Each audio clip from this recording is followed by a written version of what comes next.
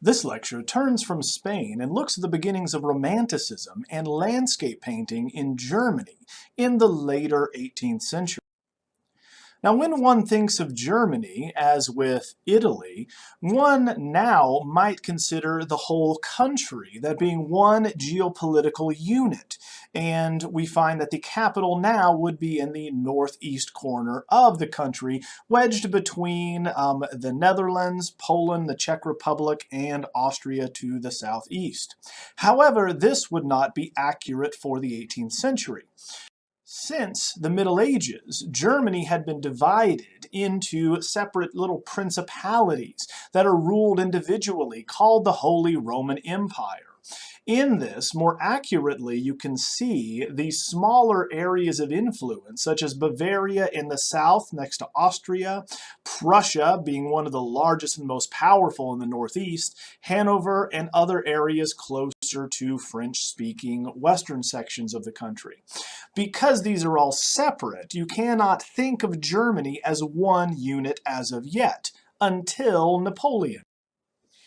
Now, we know that the Holy Roman Empire, headed by the first Emperor Charlemagne in the year 800, we find that there are hundreds of smaller little principalities. Now, these are generally headed by the Habsburg dynasty, so you find that the Austrian emperors are the most common to rule the Holy Roman Empire. Each of these small little principalities, however, are not directly controlled by the emperor. As a matter of fact, the emperor by the 18th century really is a title and holds no true political power or sway, much like the Queen of England. Instead, each small prince controlled absolutely his own region and flaunted his own castle and court life. There were once again few resources for social programs or military defense as a whole. That's why, because of this lack of unity, Napoleon was able to easily conquer most of these small principalities, including Bavaria, Hanover, etc. Only Austria and Prussia were able to put up a fight, being much larger.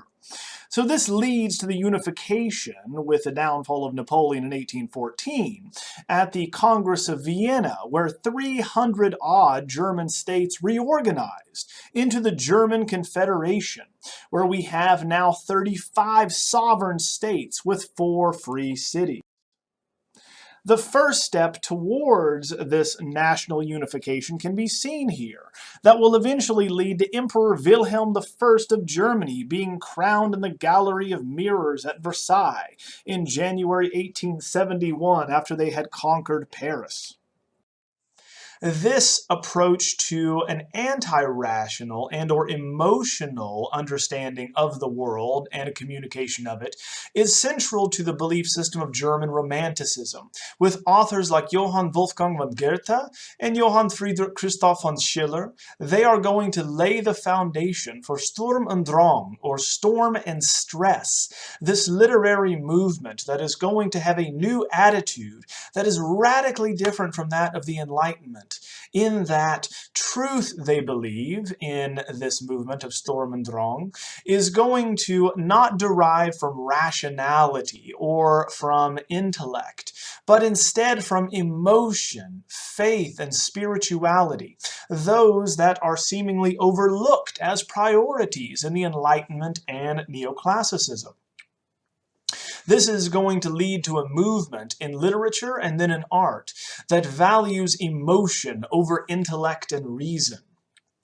This is going to appreciate spontaneity over calculation and individuality over conformity. Now, this idea is seminal to modern art that will overthrow this academic notion of carefully learned, trained approaches to art. Like Goethe and Schiller, we find that the term romantic is actually defined first in 1798 by Friedrich von Schlegel. This poet-philosopher will define it as an art that needed to engage with contemporary society in any form of expression. Therefore, it is not seen as a unified style like Neoclassicism, and instead has the opposite associations of imagination, emotion, and naturalness. One can find this in Goethe, as mentioned, who exalted the youthful passion and yearning, as that is going to relate to the power of nature and love itself.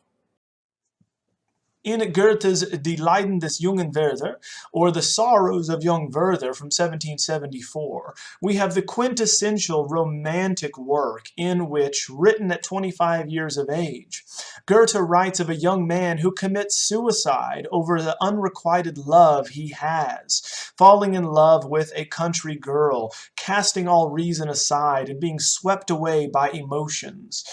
Very, very popular short written work of the day that is central to understanding how nature can overwhelm one's senses. Because of this focus on emotions, it's not surprising that at this time German Romanticism would celebrate the Middle Ages and the medieval period for its Germanness, which was considered to be ideal instead of the classical approach, which would be Greco-Roman.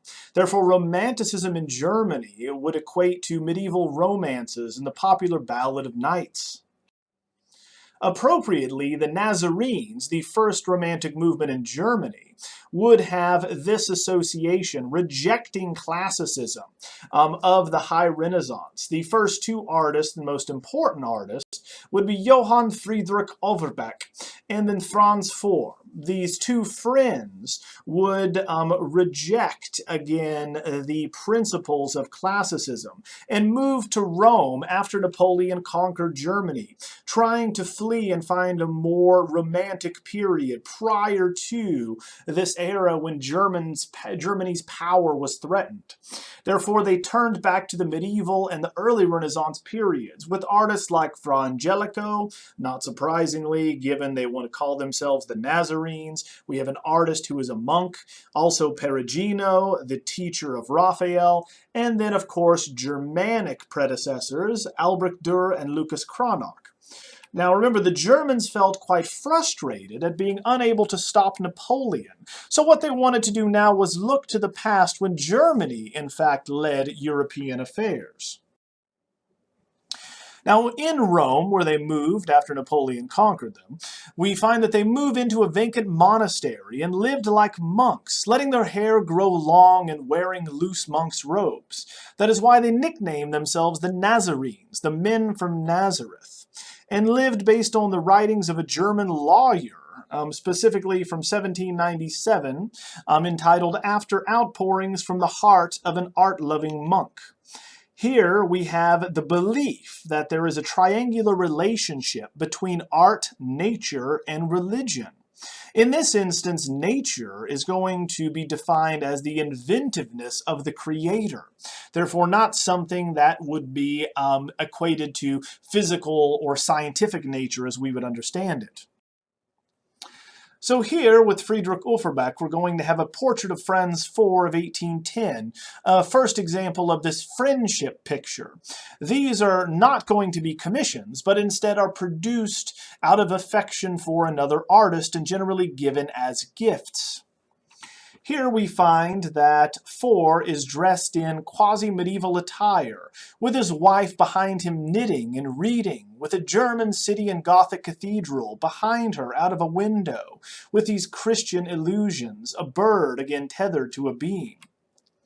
Here we can find the lily and these various symbolic interpretations throughout. The lily being a symbol of purity, going back to the Annunciation in the Middle Ages for the Virgin Mary. Above, we have a grapevine representing the Eucharist that is going to be taken during communion or the Eucharist, in which we find Christians will partake in a union with God. Down below, you'll notice that we have a skull with a cross over it, symbolizing the supremacy and superiority of faith over death. Faith can save one from death. A very traditional Christian symbolism indeed. Now, none of this is real because Four was not married, and they weren't, again, in Germany at the time. They were in Rome. So the setting and the relationships are completely fictitious. Instead, it reflected the belief that the artist had to live an upright life and lead humanity to a path of love and get closer to God. Now, one can see the association that this would have in its predecessors with famous self-portraits by earlier German painters like Albrecht Dürer. That's also going to be packed with Christian symbolism, whereby you often will have a male figure that will be leaning on one arm against a ledge. This self-consciously relates the painting to Flemish, Dutch, and German Renaissance predecessors. We find that it alters reality, instead not trying to show how things appear, but to reveal the spiritual core of things and their subjects. Here we can see the interest in showing the figure on this ledge almost as though they're at the opening of a window, with the elements either of their craft or of their faith with them. Alternatively, Franz Foer would then produce his friendship picture for Offerbeck, and that's going to be his Schulmit and Mary of 1811, whereby we're revealing the two models for the Nazarenes themselves, the Old Testament and the New Testament, the Italian and the German as it's shown here. So here we have from the Old Testament, Song of Songs, the Shulamit or Beloved. This is the Italian Renaissance model in the left panel, which shows a Renaissance town in the distance. To the right, we have Mary from the New Testament in the late medieval German interior. Thus, we have an Italian setting and a German setting, but it goes beyond this. Associating the format with that religious precedent, we have the format of a late medieval diptych or two-paneled painting, often shown as hinged together with the Virgin Mary on one side and saints on another. So you would have one praying and asking for intercession on behalf of another. The format here of a Madonna and Child that you can see to the left is going to be very common, known as the Madonna and the Meadows in Italy. So again, looking at an early Renaissance model here, which is before the High Renaissance, as their inspiration. Finally, off to the right panel, one can see that the interior space with the bottle cap glass casting the shadows inside is actually taken off of a very famous engraving by Albrecht Dürer of St. Jerome. Therefore, the Nazarenes models varied, but they did agree, like the later pre-Raphaelites we'll talk about in this class, that the model should be taken from those that came before the classicizing High Renaissance, before Michelangelo, before Raphael and Leonardo da Vinci, to the predecessors, those that are going to be in the generation before them, Perugino, that being Botticelli, Donatello, the 15th century. Now here in Italia and Germania of 1811 to 28, we have a painting that celebrates the essence of the Nazarenes and Italy and Germany coming together. Now this one is reworked after Four dies in 1811. Overbeck is going to turn it into an allegorical theme of Germany and Italy. Germany being blonde-haired, Italy being a brunette. So one can see that, like the earlier example, we are expressing the idea that European culture is composed of that of the North and the South. Each one of these elements are reconciled together, as we find that Germany and Italy come together in harmony in this allegory of friendship, whereby we find German artists living in Italy. Now, you'll also notice that the style used here by Offerbeck is going to be different than Foer's here with Shulamit and Mary, in that we start integrating the monumentality, the triangular compositions, and the idealism, more common once we move on to the High Renaissance, setting up what happens next with the group. and that is Peter Cornelius and his Brotherhood of St. Luke, another example of the Nazarenes. They began attracting German artists that were averse to pagan subjects of classicism. So Overbeck then converted to Catholicism and became an important champion of the revival of religious painting, spearheaded by Cornelius.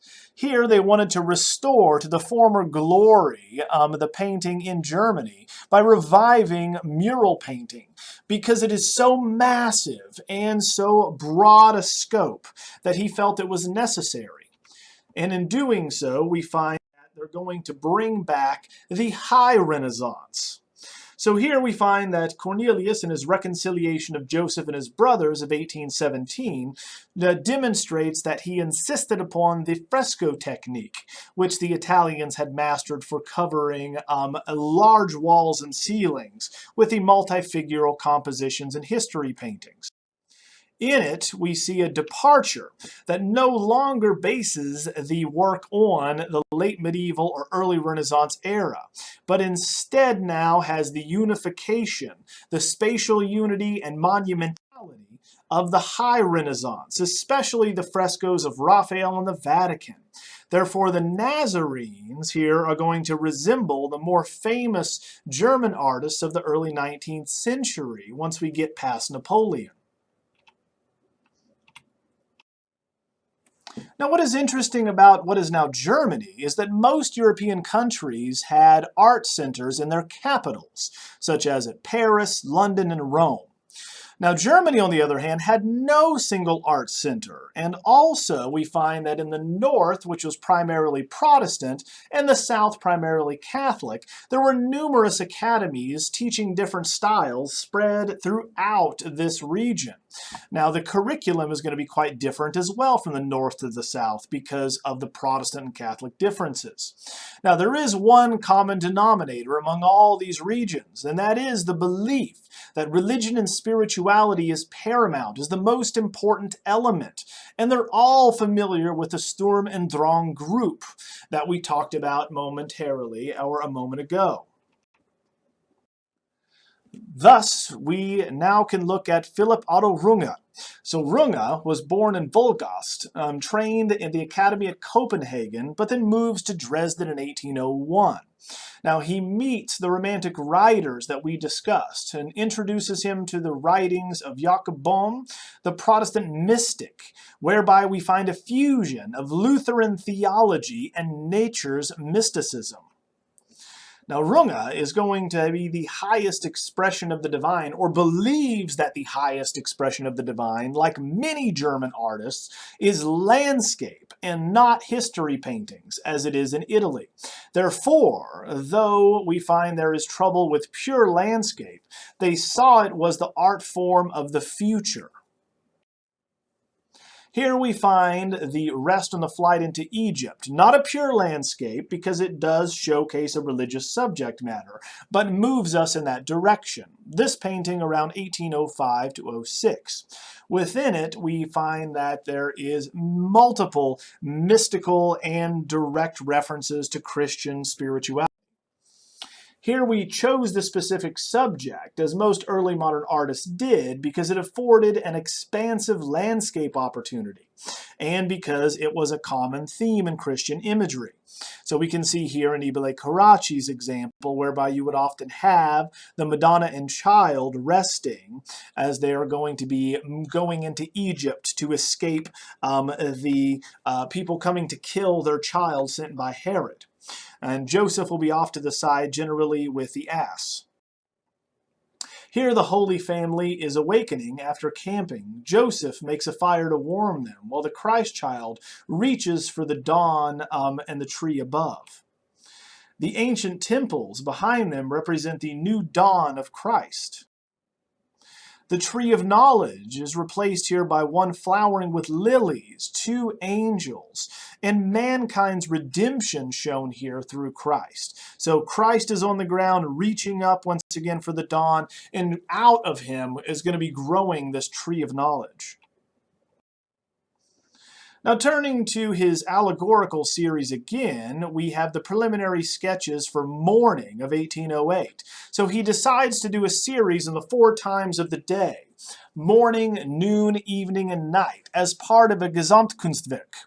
The Gesamtkunstwerk is going to be a combination of several art forms, not just painting, but might also have, say, poetry and music. Therefore, scene in this custom is going to be designed in a Gothic room accompanied by music and poetry readings. So we have multiple themes brought together in this Gesamtkunstwerk. So this is considered in the past to relate to the 4 ages of man, the seasons, the elements, and the evangelists. 4 is very common when it comes to the quadripartite division of nature and the universe. Here we find that he worked on these designs, again, for years, creating symmetrical, stylized plants surmounted by women and putti, or these small children or angelic children. Now this is influenced by the writings of Bohm, whereby we find that the flowers symbolize states of awareness in this way.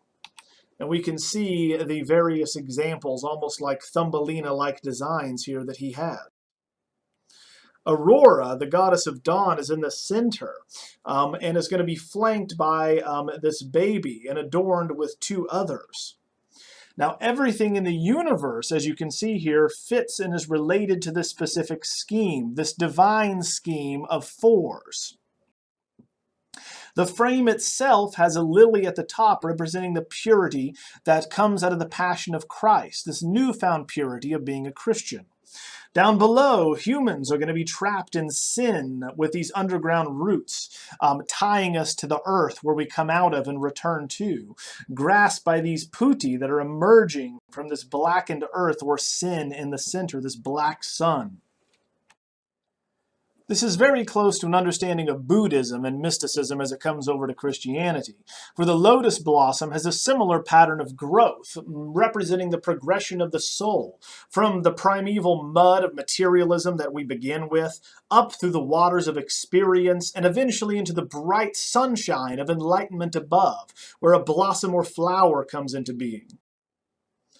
So seemingly this is going to be unique, but the imagery is going to be borrowed from other sources, specifically the vision of Raphael here with the Sistine Madonna that Runge would have seen in Dresden. Now turning now to Dresden and Copenhagen, as well as where Pomerania is located, we just want to show you the areas that are most important for this next artist and where Pomeranians come from. In fact, Caspar David Friedrich was from Pomerania, which bordered the Baltic Sea and is now part of Sweden. He studied with local drawing teachers and then moved to the academy in Copenhagen we just looked at, and finally to Dresden, a major art center at the time. Now, not surprisingly, because he's from the north, he grew up Protestant and very influenced by Gerhard Ludwig Kossengarten, who was a pastor and poet, and had this belief that one's personal experience of nature, which is naturally God's creation to Lutherans and those in the north, led to a better understanding of the divine. So nature is what gets you closest to God. This can be seen in the work of the landscape painter Caspar David Friedrich. Here we find in his Monk by the Sea of 1809 and 10 a very diminutive figure of a monk in the lower foreground left, set against the crushing expanse of the sky that takes up more than 3/4 of the overall painting, whereas just a sliver of the beach can be seen at the base, and then the black waves beyond as fog rolls in and conceals the difference between the water and the sky. Now, this is meant to be understood as the personal experience of nature, which is God's creation, as we've discussed, that leads to an understanding of the divine, very popular, especially in northern Germany. That being that you can get the closest to the divine, to the spiritual essence of the world, by going out into it, by hiking and or directly experiencing God's creation on your own. Now, seascapes are not entirely uncommon, but they are more often than not, such as in the example here by Ludolf Backhausen, historical in some way, showing, again, contemporary vessels tossed by the sea, or as a biblical scene, say with Christ on the Sea of Galilee. In this instance, neither is true. We have one singular, solitary figure set against this massive, massive, expansive horizon. Now, the figure is a particular type used in Germany to draw us in and engage us in this contemplation, this contemplative approach to nature. As we identify ourselves with the figure, it is a Rückenfigure, or a back figure, literally in German. So this is meant to be understood as our way in, our focalizer, our access point to the scene. We are this tiny figure that is going to be marveling at the expansiveness of God's creation. Now, this again is not ordered by man's will or logically ordered, as in classical landscape painting, invented by Annibale Carracci and carried on by Nicolas Poussin. Instead, we are overwhelming the senses through the unknowable nature of the world. It is not defined, right? Instead, we are going to be like Goethe's Sorrows of the Young Werther, be overwhelmed by the crushing romantic sensibilities of emotion we see with landscapes. Now, just like Jacob van Ruysdael, you have with the expanse given up to the sky, the impression of and the inexorable understanding of God's presence in the scene. And this is especially true for Protestant Northern Germanic artists, just as it was for the Dutch artists who were Calvinist in Holland. Now, if you remember, with the sublime, we have this idea that there is this noble and resplendent kind of understanding of how to experience something beyond ourselves that would be entirely spiritual for the Germans. Kant, for instance, on his observations on the feeling of the beautiful and the sublime in 1764, believed there were three varieties, as a matter of fact: the noble, the splendid, and the terrifying. Therefore, the boundlessness of nature represents our helplessness in the face of infinity. Therefore, nature itself and its vast expanses shows how finite we are and how infinite God's creation is in this instance. If we look at the woman in front of the setting sun, we get another very embedded symbolic painting here, appropriate and would be appreciated by these German romantics. Here we find that we have a representation and understanding of the sun that Kossengarten would state is, quote, the visualized image of the hidden Father who dwells in the light that blinds all who approach it. Now, of course, this means that the light is God. This is going back to Christian metaphysics, way back to the pseudo-Dionysus interpretation in the late period in antiquity. The belief that everything that we see on earth is a reflection of light coming from God's face and filtered through the mirrors of the angels as he comes down to earth. Now, what we see here is the awe and amazement and prayer of this woman viewing nature and God in front of her. Not surprisingly, she points down to three rocks, again, symbols of Christianity, and of towns that are going to showcase the sepulchro, or the Holy Sepulchre, the three mounds on top of which Christ would be crucified. In addition to the three rocks, you should note that there are artificial hills that are in front of the woman. These can be found all over Northern Europe and are going to be these passage graves dating back to the Neolithic period. Therefore, we have this cycle of birth and death and renewal and the promise of new life associated with the sun. So here we find that faith would triumph over death as the sun rises. Just as Christ will rise again, Christians will be reborn in the afterlife, the eternal afterlife. So we find that the association of dawn and of the sunrise no longer needs to have a religious figure within it to have a religious interpretation. Instead, now we have something that is purely secular in iconography, just a woman dressed in contemporary attire walking on the ground here during sunrise, but it has the same interpretation, the same meaning as what you're looking at here with Runge. Here we have a good example of Friedrich's religious sensibilities in landscape with the Abbey in the Oak Forest, where in 1810 we find an old abbey or religious structure with a dilapidated cemetery and trees that have died, all reminders of death. But, as with many of his other works, a sunrise comes through over the distant horizon, shining through the broken stained glass of this abbey, illuminating the trees above, promising new life, just as with death, Christ on the cross promises new life, to where we all die, but we are going to again rise anew like the sun each day. This type of religious interpretation was not lost on German viewers and audiences at the time.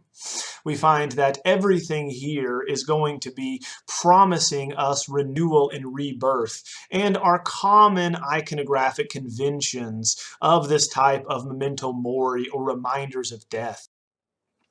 A similar sublime understanding can be seen in Friedrich's The Wanderer Above the Mists of 1817-18. Here we have a man who has climbed a mountain with, of course, his walking stick, and has arrived at the summit, overlooking this vast expanse that is semi-concealed by way of fog and clouds. He is, of course, dwarfed by the monumental nature of what surrounds him. Much like the Rücken figure that we have with the woman in front of the setting sun, he is our access to this particular awe-inspiring vista. That being, they stand in for us as this type of avatar that is going to give us access to how small and finite we feel among the infinite nature of God's creation in this way.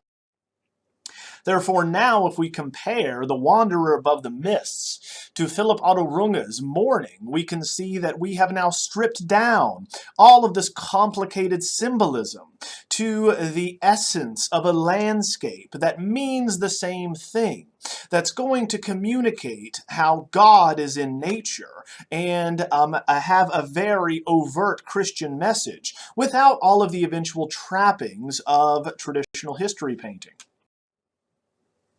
One of the most overt religious images that Friedrich is going to be responsible for is the Cross in the Mountains, or the Tetschen altarpiece of 1807. Here, Count and Countess von Thun of Bohemia wanted an altarpiece in their palace in Tetschen, which is now in the Czech Republic.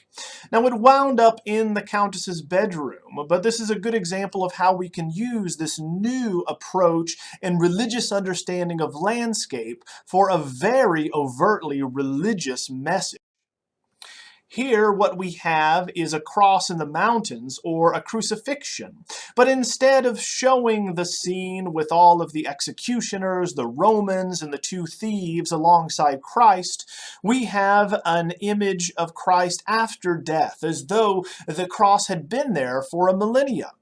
And we can see the foliage growing up the base of the cross and the top of this mountain, the summit, with the light peeking out over the horizon, over the peak. So the rock that we have here represents the solidity of the Christian faith. The evergreen trees and ivy on the cross is the undying hope of mankind for the salvation that Christ provides. The setting sun, as always, if a sun sets, it relates to death. Therefore, this is Christ's departure from the world, his death.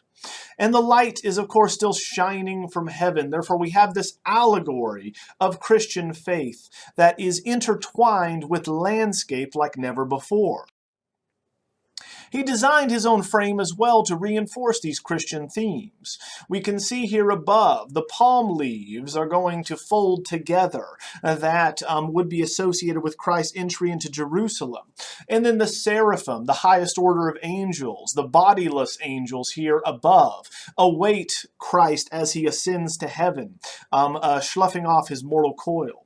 Down below, we can see that we have God's all-seeing eye in the triangle, representing the Holy Trinity, with a sheaf of wheat to the left and grapes to the right. Thus, the two elements that you need for the Eucharist, the unleavened bread and wine, representing Christ's body and blood here, that would take place right in front of this altarpiece. Now, before delivering the painting, he let the public view it, lighting it by candlelight to mimic how it would be seen in a chapel. It would later be criticized for attempting to elevate landscape to the status of religious painting, thus ignoring the hierarchy of genres and spitting in the face of academic tradition. But landscape couldn't be an allegory, they said, because it contains personifications. Now, he defended by an artist's right to break with tradition to create something new, and denied this absolute ideal of beauty. There's no one way to capture or show God in nature. Therefore, we see this early claim for the necessity of originality with modern art. Finally, we turn to Moonrise over the Sea of 1822, later in Friedrich's career.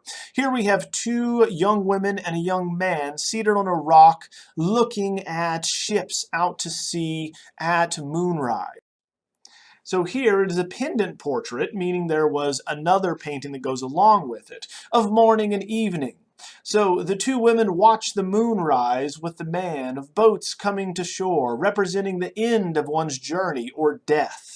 Thus, of course, the beginning of night is the end of life. The rocks are symbols of faith that we will, of course, eventually have resurrection and eternal life in the next.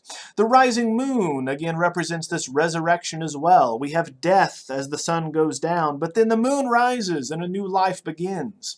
Thus, we have a combination here, interestingly, in German Romantic landscape painting, of melancholy and awe.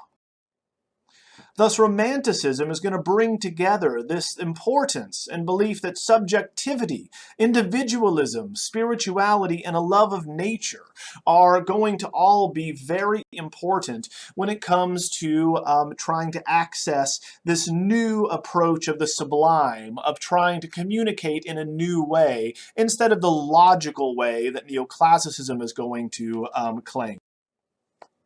Next class, we'll continue to look at landscape by turning our attention to England.